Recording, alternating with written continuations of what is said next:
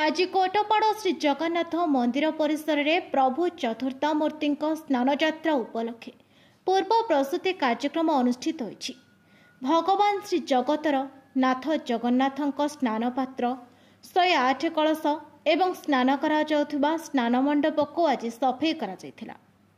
आज पूर्व प्रस्तुति रे कोटपाड़ देवतर कमिटी सदस्य मंदिर पुरोहित शिशिर षडंगी राजेश अधिकारी भक्त अवसर शिक्षक प्रमोद दास सहित कोटपाड़ अंचल समस्त भक्तगण माने उपस्थित रही भगवान श्री जगन्नाथ स्नान पात्र गुड़िक सफा करने सहित आगामी स्नान यात्रार पूर्व प्रस्तुति रे पूर्ण सहयोग करिथिबार देखिबाकू मिलिथिला।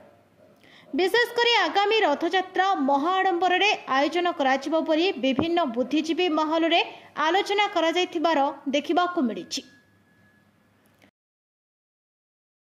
प्रिय जगन्नाथ प्रेमी भक्तगण आसंता 22 तारीख शनिवार दिन श्री जगन्नाथ मंदिर कोटपाड़ परिसर में पवित्र स्नान यात्रा उत्सव पर एक पूर्व प्रस्तुति बैठक अनुष्ठित होता।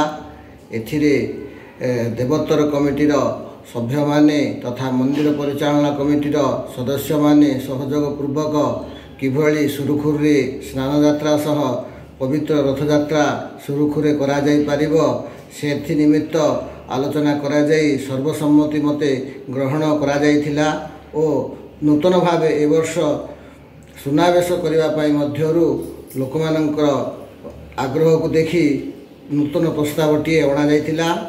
आज स्नान यात्रा पई स्थानीय जगन्नाथ मंदिर मंडप को सफा सुतरा करा जाई स्नान यात्रा पई विशेष भाव में सफा सुतरा तथा भक्त मानकर गहली को देखि स्वतंत्र आयोजन करा जाई अछि। धन्यवाद। जय जगन्नाथ। कोटपाड़ विजय कुमार मिश्र रिपोर्ट प्रयाग खबर।